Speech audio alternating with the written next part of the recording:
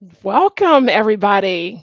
It's a beautiful day out here. My name is Rochelle Matthews Somerville, and I am the Special Needs Educational Consultant here at HSLDA, and I am joined by my wonderful colleague, Cheri K. Sessions, who's also in the department as a Special Needs Educational Consultant here at HSLDA. So I want to thank everybody for joining us. Thank you, Cheri K., for joining me here for this discussion on equipping your unique learner for college or beyond high school. So we're going to share some helpful tips I'm sorry, we are going to share some helpful tips and the different services that are available here at HSLDA as the and answer some of the fundamental questions that may come up as you transition your child from high school to college. And what does that process look like as you are making that transition? I want to quickly invite everyone to let us know where you're from. What grades are you homeschooling? Where are you in the process? Or if you have somebody that's graduating or entering your senior year, just drop it in the chat. We want this to be interactive, very light. Answer all your questions. This is going to be very, very light. So if you have any questions, please just go ahead and drop them in the chat. So I want to definitely say welcome. And I want to thank you again, Cheri K. Thank you, Rochelle. I'm so happy to be here today. Thanks so much. So we did have a couple questions that we wanted to start with in case, while we're waiting for everybody to drop a couple questions in the chat, we did have a couple questions that had come in previously. There's a common question that always comes in. People are always interested in knowing, are accommodations in college just like accommodations you get in high school? Well, yes and no. So, colleges are required to provide the more ADA type of accommodations, the things like wheelchair accessibility and sign language interpreters and or cart um, and handicap parking and stuff like that, but they're not required to provide the same accommodations that a high school is required to provide through your typical IEP process in um, a high school. So the accommodations may look slightly different um, once the student leaves high school and goes into the college setting. Absolutely. The one thing we always advise parents is that the process is very, very, it's actually very simplified when you get Mhm. to the college level. And so, for everybody who's afraid that their kids won't be supported in college, we want you to be very, very rest assured that there is support at the college level. And so, if you have a child or a teen who is transitioning to college, is college bound, rest assured that support is still there. So there is a continuum of support, but it looks very different because, Mhm. as you know, our kids do grow up and we kind of Mhm. have to let them go. Cheri K understands she just has her oldest who transitioned, not her oldest, I think her middle. Uh, is Yeah, your my son your second. oldest? Yep, he's Her second yep. oldest who transitioned to college, and so she got a little feel of that. And so I have one. My oldest is in college in his third year, but when they transition to college, they really, really are young adults. And so the colleges really want to talk to our young teens, our young adults.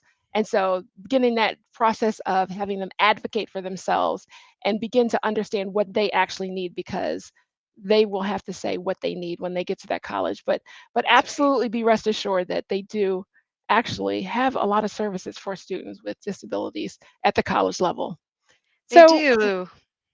go The ahead. I'm student sorry. support services, that's okay. There's the support service office usually has tutors or different things, and they can work with the professors. It's important that our students ask for this help up front and not wait until the end of the semester when they're like, "Oh no, I'm now failing. Yeah, I need help." It really needs to happen really early so that they can get that accommodation all the way through. Absolutely, absolutely. So yeah, that leads us to another burning question that people always ask. What types of accommodations are there available to students that are on the college level? Are they similar to the ones that they had? Are they limited to the ones that they had when they were in high school? What do you think? I mean, they're similar. They're gonna look a little bit different in the way that they're provided. Um, the student is going to have to ask for it. They're going to have to know what they need and advocate for themselves to get that. And they're probably going to have to schedule it themselves. So if there's a note taker that they might need to help with the lectures and taking the notes, they're going to be responsible for that. It's not going to be the university writing up a plan and making sure that it happens. The student is going to have to make sure that this person knows their schedule and where their classes are and that they require this service and make sure that they have it all organized and scheduled for themselves. So it might be there, but it's going to take a little bit more um, work on the student as they schedule it for themselves and make sure those things happen. Absolutely. The great thing about transitioning to a college campus is that typically there are a variety of resources on college and university campuses. I mean, everything from when you think about it, living in the dorm, you have your residential advisor that's a source of support. You have your counseling services, you have your health services, your mental health services. You have all types of pockets of support groups. You have academic tutoring that's just available for everybody. You Hmm. have your financial support, financial aid officers, your career centers. So you have this plethora. It's almost like you have this village of support when you get on college campuses. And this is just for everybody. Right. And so if your student needs to tap into any of that, it's accessible for everybody. But now, if you have specific needs that go along with having a disability, there are also those accommodations that are available. So if your child needs, sign language interpreters, or they need accommodations such as extra breaks during exams, or calculators, or audiobooks because they are, an auditory learner, or they have some type of disability that warrants a little bit more support. Scribes, as Cheri K mentioned, or you know, um, what else? Gosh, alternative test formats or things like that. Um, that's where your disability center comes in. This is where your Mhm. accommodations come in, and there's a whole process for that that we'll get into. We'll get into very, very quickly. So I see a question in the chat, and somebody is asking, "Are accommodations in college?" Oh no, I'm Mhm. sorry. What was This I'm this is not a question. We're just reiterating what we have already talked about. Okay, we're getting acclimated here. We're getting acclimated. Um, so if you have a question, though, if you have a question as we continue talking, and you're out there watching, go ahead and just drop your questions in here. We are here to answer any of the questions, any of those burning questions that you've always wanted to ask. So go ahead and drop any questions that you might have in there. Yeah. Um, what about, are colleges out there? Are there some colleges that are better for students with disabilities than others? There are some colleges that may help or match a student's disability better than other colleges would. Just really honestly the same as one college may match somebody without a disability and their personality and learning style better. Um, so there are some colleges have more supports, and they have more groups of people with disabilities. Um, I think we can add in there. There's a couple of colleges, for instance, that cater to deaf and hard of hearing students. So there's Gallaudet University and RIT that are for deaf and hard of hearing students. And usually, if you're hearing and no ASL, you can get in as well, but it's an ASL first um, school. So that's how those students learn, which would require fewer accommodations for those students. They won't need to ask for the ASL interpreter or CART. They may need CART, but those things are already in place in those schools. Um, Landmark College in Vermont has some specific tailored programs as well. Do you know what those are, Rochelle? Yeah, absolutely. Landmark is a really good example. And some of you have maybe heard of Landmark. Landmark is one of the schools that have programs. So some colleges, like Sherry Kay was mentioning, for example, if you are going to be a STEM major, there are schools that are specifically designed for STEM majors.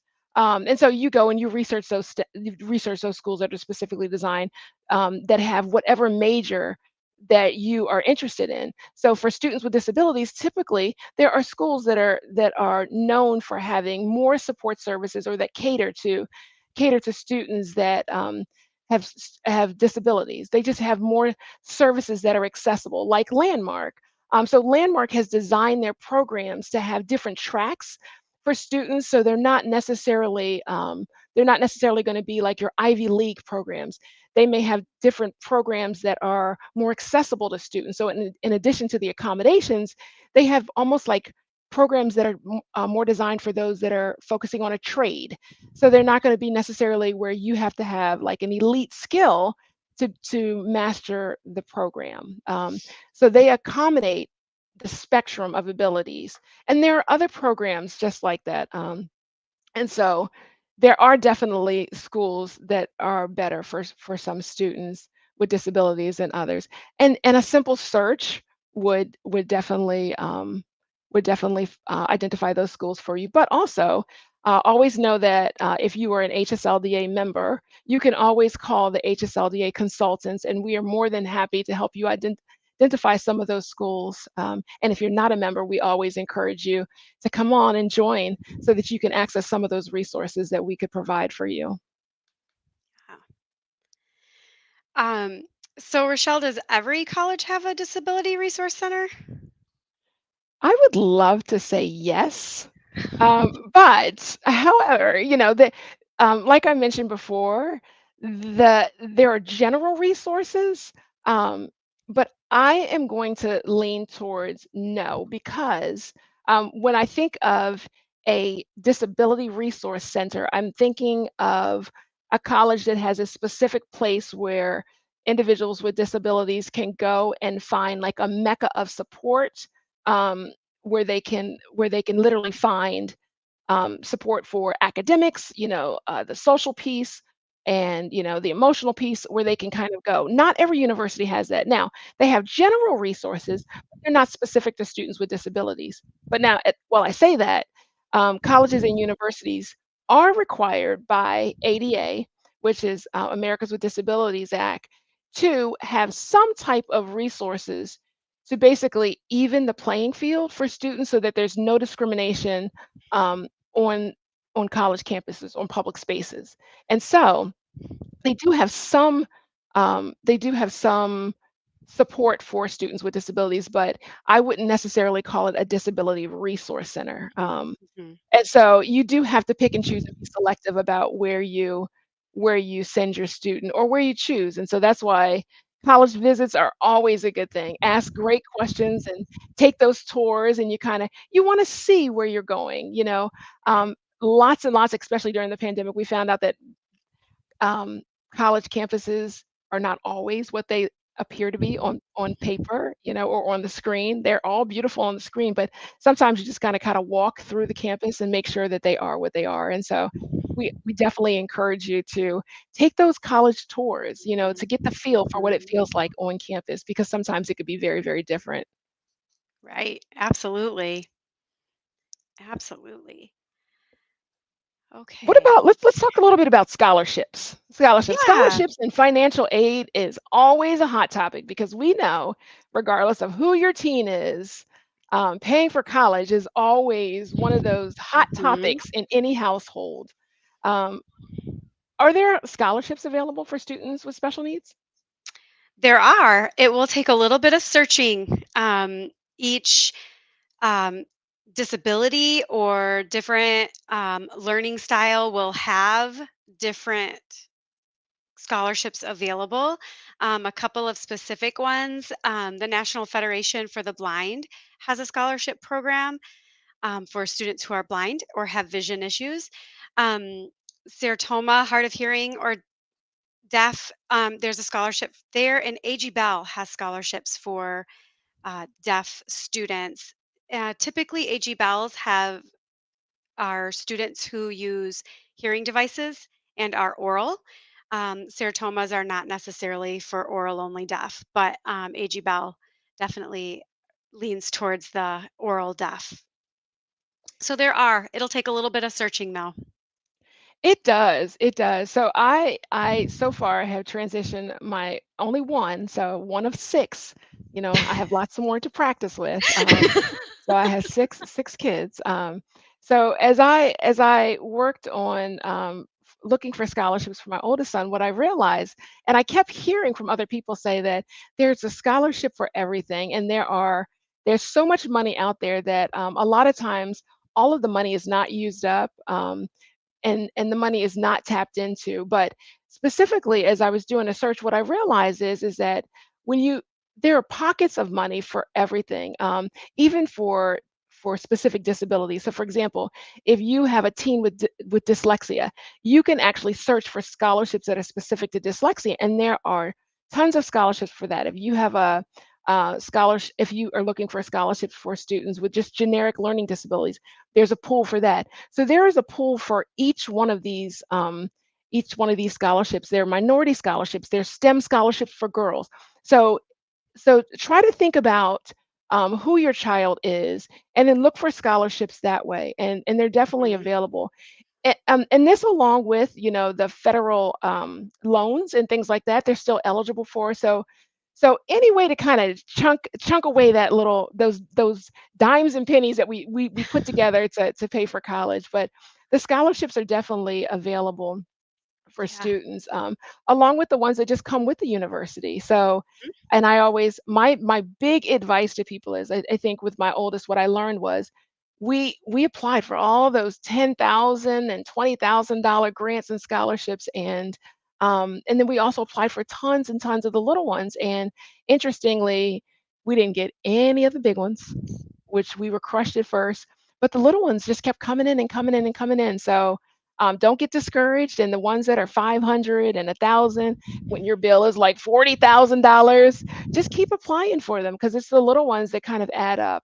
And the money is there. So take a chance and apply it with the little ones, because a lot of times people pass those up Mhm. because they're thinking, oh well, my bill is $40,000. What am I going to do with $500?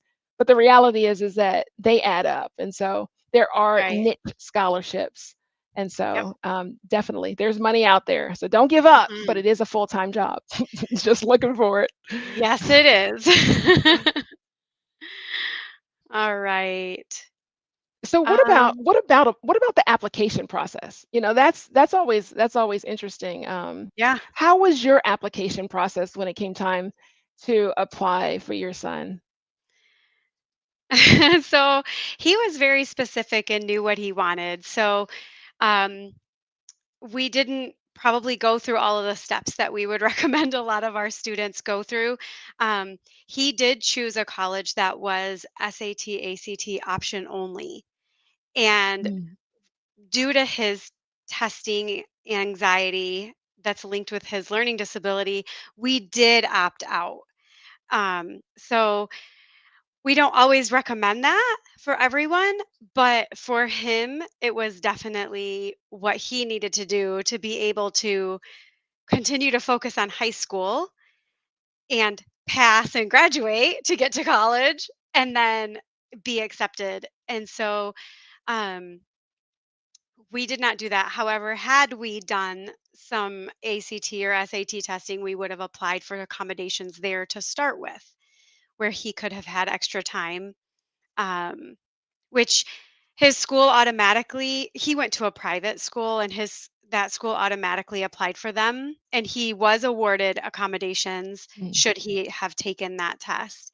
Um, so during that junior and senior year when you're starting to think about college, the first thing you need to think about is the college entrance exam and what accommodations are you going to need there first. And that can be quite a job in and of itself, right, Rochelle? mhm. Absolutely, absolutely. Well, getting your Uh, child to transition from, in high school, a lot of things are done for our kids. And mhm. so, it's the parents that do the advocating at the IEP meetings all the way through, and when things are not done appropriately in the classrooms, the parents then advocate, and so they have been the recipient of of the advocacy throughout their entire lives. And it's, of course, worked for their advantage. But at some point, when they hit that college campus, they now become the adults. Mhm. And so it, at some point, if you have a college bound teen, we have to transition that those advocacy skills to them because they need to now know, well, Yeah. this is why you were successful. You were successful because you had, extra time to do your work. You had some organizational supports in place. And I think this is even more important for homeschoolers because, a lot of us are not functioning with IEPs, right? And Right. so there's Right. nobody advocating because they're getting exactly what they need. And so they Mhm. don't have to, a lot of times, go anywhere. Mhm. All those supports, those extra supports are put in place. And so sometimes they are not cognizant, oh, well, mom is giving you extra time or dad is giving you extra time, and so they don't know to ask for it. And so I Right. think it has to be a conscious conversation so that they know what they need when they go to That's right. campus.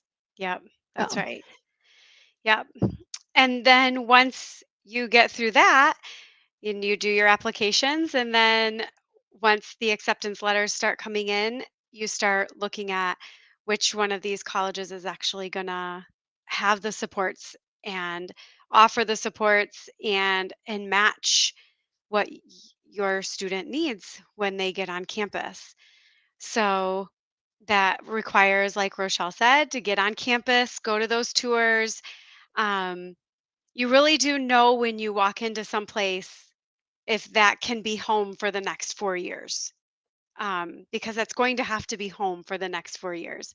And a lot of times you'll be able to know when you get on campus and you start interacting with people how that feels and whether or not that's a place that's going to work for you.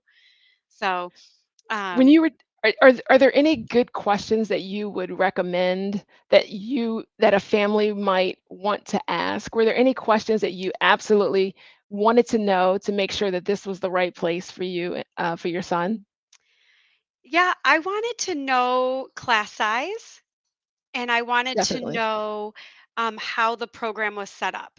Um, Are there supports and mentors within the program? He chose a pretty specific program in air traffic control. And I wanted to know for him, would he have a point person? We also knew he would need a smaller school. Mhm. Um, I went to Michigan State University and to University of Southern California and to University of Rhode Island. They're very large universities, and with my son, he would be lost in those classes. He would fall through the cracks. Um, and so for him, I wanted to make sure that there was going to be a point person, that he would know who to go to. Um, and in the small school that he chose, there definitely is a very tight program with specific people he is basically assigned to, which is probably a good idea for him. That's really good. That's really, really good. That's similar to what I was looking for when my son transitioned. My son was very, very disorganized when he was in his senior year, and so that's what made me really, really nervous, but at the same time, really, really smart. It's just one of those characteristics of Mhm. ADD, and so that's what kinda made me nervous. And so as he transitioned, so I went to a very small school, like, every teacher knew my name, and that gave me comfort because I didn't have any Mhm. problem touching base with my teachers. So Mhm. when he chose a school with a couple hundred kids in it, I mean, I think I had a panic attack, you know? 100 kids in a classroom. Yep. So but, I realized that, I had to let him have his own space and his choices, and so with that, though, we made sure that there was a program he was entering where they had contact people that would Mhm. he would go in his cohorts, and he had contact people almost that were mentors, right? And Mhm. so he had his mama hen and I was okay, right?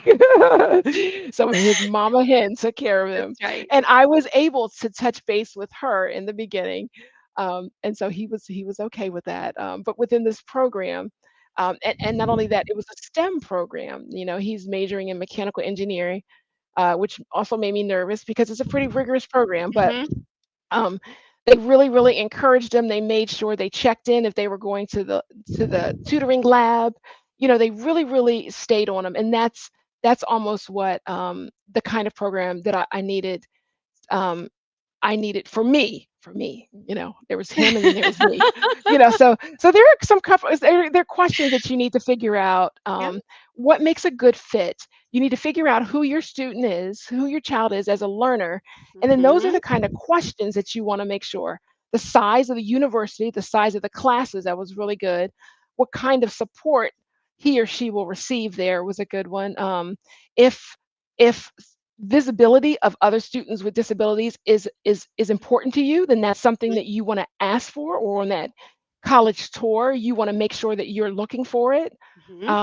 You may want to, if you have a student with physical disabilities, you want to maybe see how large the campus is or how far they may have to travel when they to get to classes. You want to maybe see how accessible the campus is, Yep. with ramps and things like that.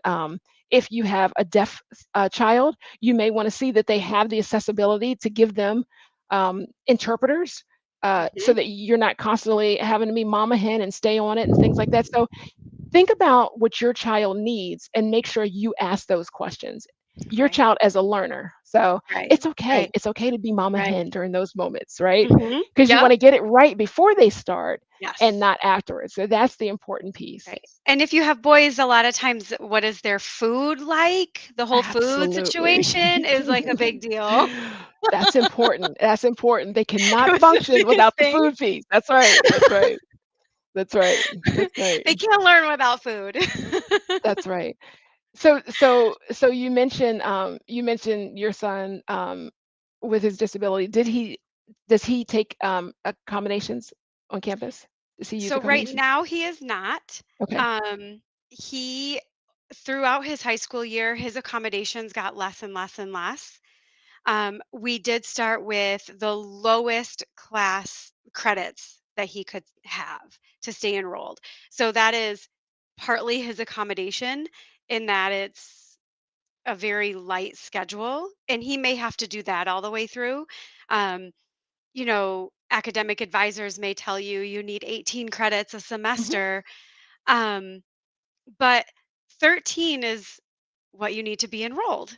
And so, Absolutely. if that means he takes credits over the summer or it takes him 5 years, there's nothing wrong with any of that. So, at this point, his accommodation is just keeping his classes, um, the credits lower so that he can handle all of that. Um, and then we've been very sure to make sure that he knows who his point people are so that he can always go I and get those absolutely supports. love that. I love that, Mhm.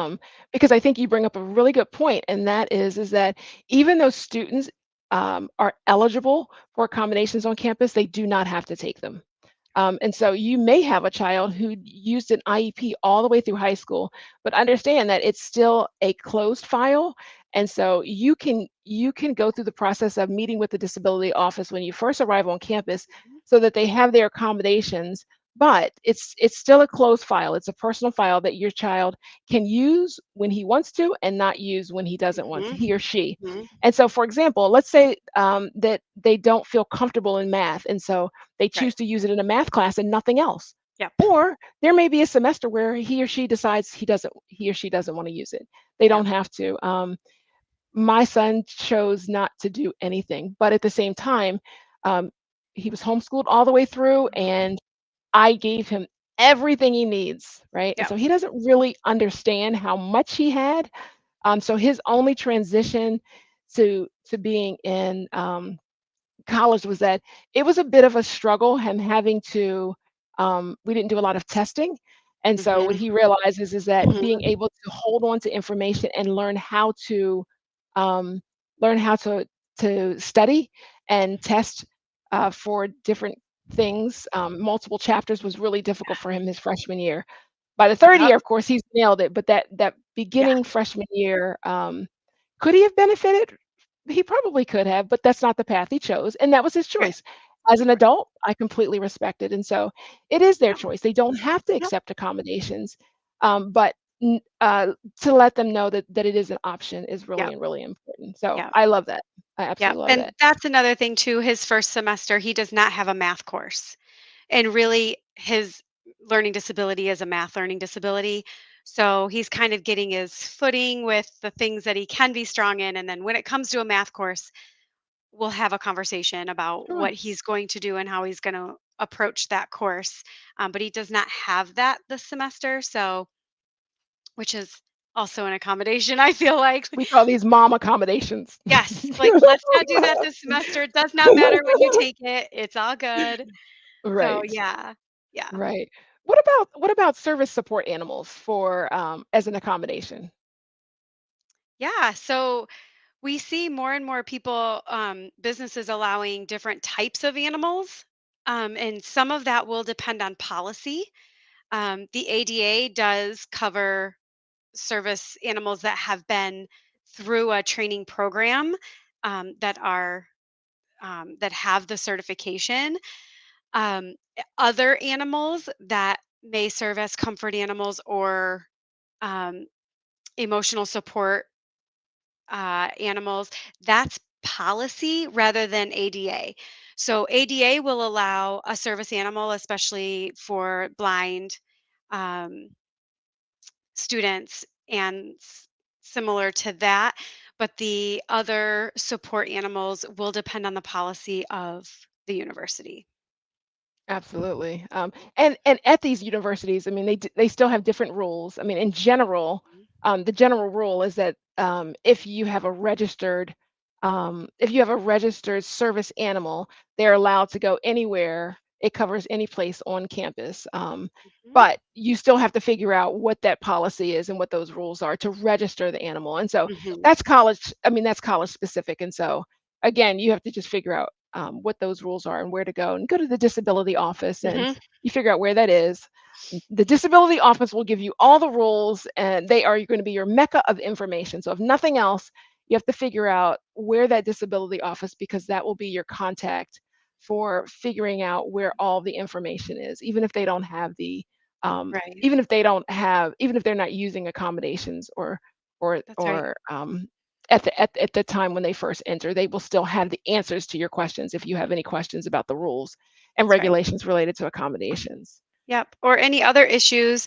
If weather is causing an issue with the parking or something breaks or, the elevator is not accessible or whatever, someone in that office can help make sure that those issues get resolved. So, Absolutely. So there is also sometimes students come on campus and they want things that are different. They want something a little bit more than accommodations. So what's the difference between a combination and a modification? yeah. So, a modification actually changes the curriculum. It changes what is being taught and learned. Um, where an accommodation doesn't change the content or the amount of content, but it changes how the content is accessed, like the accessibility of that content. So, access- accessibility and accommodations are more likely to be granted. Those are the things that are under ADA. Um, a modification is not quite as easy.